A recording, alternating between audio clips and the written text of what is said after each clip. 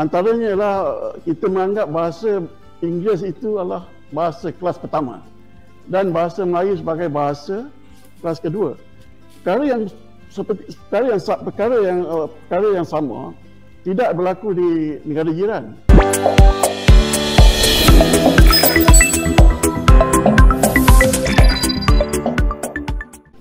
Assalamualaikum warahmatullahi wabarakatuh. Halo teman-teman, jumpa lagi di Aryan M Channel. Oke, buat teman-teman yang klik video ini, saya harapkan mudah-mudahan teman-teman masih dalam kondisi sehat walafiat.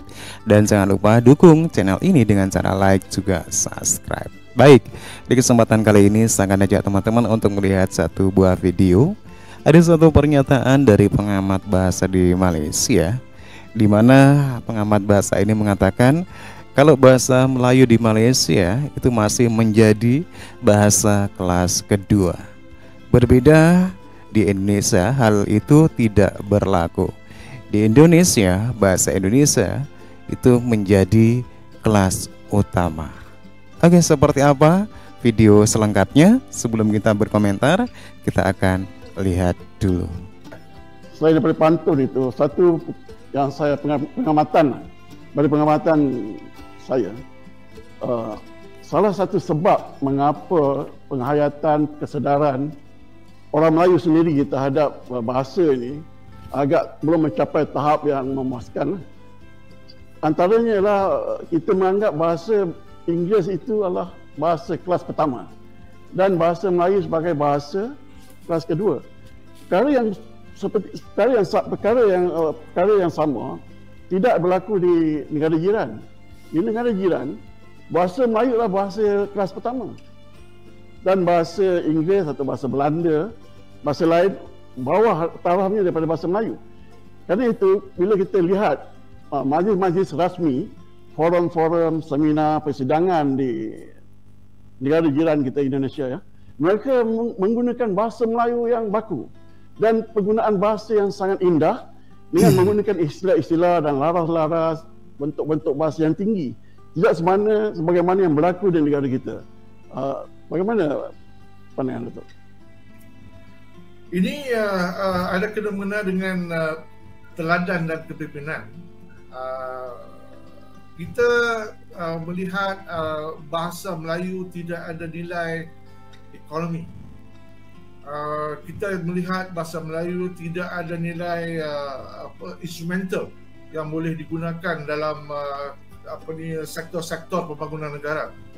Sebenarnya ia bergantung kepada sikap kita, bergantung kepada nilai yang kita letak kepada bahasa. Kita juga menganggap bahasa Melayu ini sebagai satu yang statik, yang beku, macam dinosaur. Sebenarnya yang dinosaur ini ialah kita, bukan bahasa Melayu. Kalau kita lihat bahasa Melayu adalah bahasa yang paling dinamik dalam dunia. Selama mungkin 2000 tahun lebih, bahasa Melayu telah meminjam kosakata dan perbandingan kata, ungkapan-ungkapan daripada bahasa-bahasa lain, daripada persekitaran. Dan bahasa Melayu amat dinamis. Masalahnya ialah penutur bahasa Melayu sendiri yang menutup diri mereka, menutup sikap mereka dari perkembangan dinamisme bahasa Melayu. Kalau kita lihat kalau bahasa Melayu itu baku, maka kita tidak akan dengar bahasa Melayu sekarang ini. Dan kita juga cerdik pandai kita mesti membaca kamus. Kamus itu bukan hanya untuk dirujuk tapi untuk dibaca. Apabila kita baca kamus, kita akan dapat tahu bahawa kamus itu juga mempunyai perkembangannya daripada dulu sampai sekarang. Dan kamus 100 tahun dulu berbeza dengan kamus sekarang. Bahasa Melayu, ada orang tanya banyak, adakah bahasa Melayu yang ditutur di Kedah 300-400 tahun lalu sama dengan sekarang? Dia tidak sama. Namun dia berkembang. Ada orang bertanya apakah yang dipercakapkan dalam ataupun ditutur dalam Lembah Bujang 1000 tahun dulu bahasa Melayu. Sebab mereka nak mengandaikan bahawa itu bukan bahasa Melayu. Saya kata bahasa Melayu. Mungkin kita tidak faham. Sebab zaman berbeza. Jadi ini yang perlu kita katakan. Selain daripada pengaruh-pengaruh Sanskrit, Tamil, Arab, Parsi, Portugis, Jepun, Inggeris dan sebagainya, bahasa Melayu juga mengambil bahasa Melayu di Malaysia juga mengambil kosakata daripada bahasa-bahasa rumpun yang lain. Ini orang Melayu tak tahu. Kita banyak mengambil daripada bahasa Jawa, bahasa Minangkabau, bahasa Iban. Walaupun orang Iban akan kata dia bukan Melayu. Ini soal politik. Tapi ethno-linguistik Iban ialah Melayu. Kalau banyak kosakata dalam bahasa Iban lah sama dengan bahasa Melayu. Jadi ini orang Melayu sendiri tidak tahu dan tidak terdidik dengan bahasa mereka. Jadi ini satu masalah besar. Dan juga dalam sektor ekonomi misalnya kita membiarkan iklan dalam bahasa-bahasa lain. Kalau kita pergi Kuala Lumpur mana-mana kita nampak iklan bahasa lain, apakah tidak boleh ada undang-undang untuk menghukum iklan yang tidak dibuat dalam bahasa Melayu? Ataupun mana-mana perutusan komersial juga dalam peraturan pentadbiran syarikat-syarikat misalnya. Oleh sebab pentadbiran syarikat tidak menggunakan peruntukan pelaksanaan bahasa Melayu, maka bahasa Melayu diabaikan.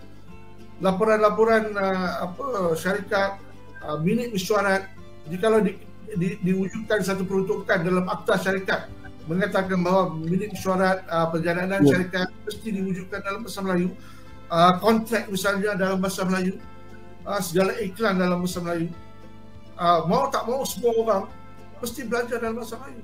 Satu lagi yang saya ingin sentuh, ini mungkin perkara kecil tapi pada saya perkara besar.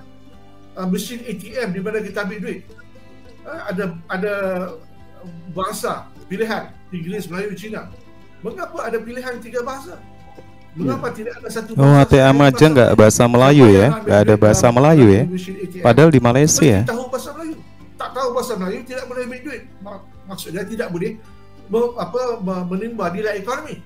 Mengapa tidak dikenakan tindakan ataupun peraturan sedemikian juga dalam telefon? Sebab kita ada satu soalan daripada penonton. Surimo Suri boleh tunjukkan tadi. Surimo Suri. Bahasa jiwa bangsa, ini slogan daripada bahasa jiwa bangsa.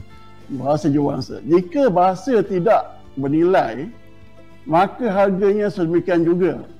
Ini harganya sedemikian juga ya. Penonton Surima Suri, apa pandangan Prof berkenaan dengan kenyataan atau tanggapan sedemikian? Bahasa jiwa bangsa tak mencerminkan bahasa Melayu. Yang siapa yang meletakkan bahasa itu tidak bernilai?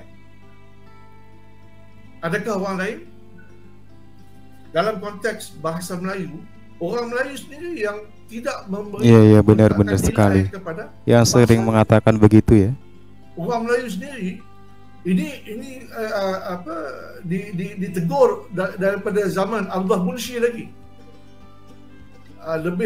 Hampir 200 tahun yang lalu, Abdullah Munshi telah menegur sikap orang Melayu terhadap bahasa Melayu. Bagaimana orang Melayu tidak mahu mempelajari bahasa Melayu, bagaimana orang Melayu membenci bahasa Melayu, bagaimana orang Melayu tidak mahu fasih dalam menulis dan bertutur dalam bahasa Melayu.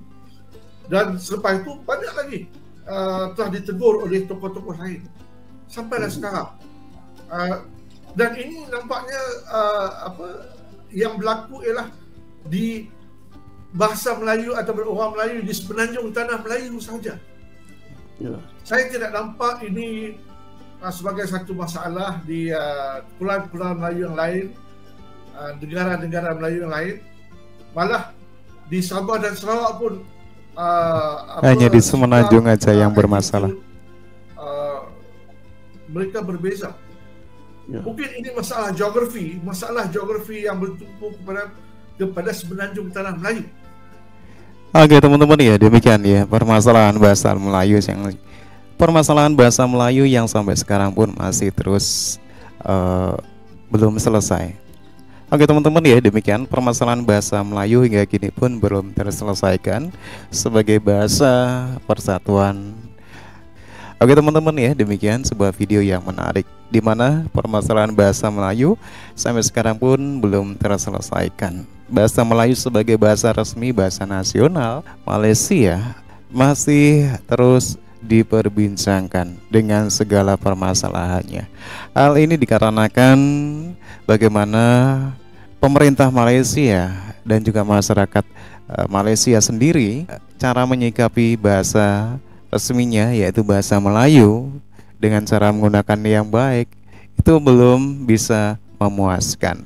Hal inilah yang menyebabkan bahasa Melayu yang kata pengamat Malaysia ini masih di kelas kedua dibanding dengan bahasa Inggris. Dan hal ini tidak berlaku di Indonesia.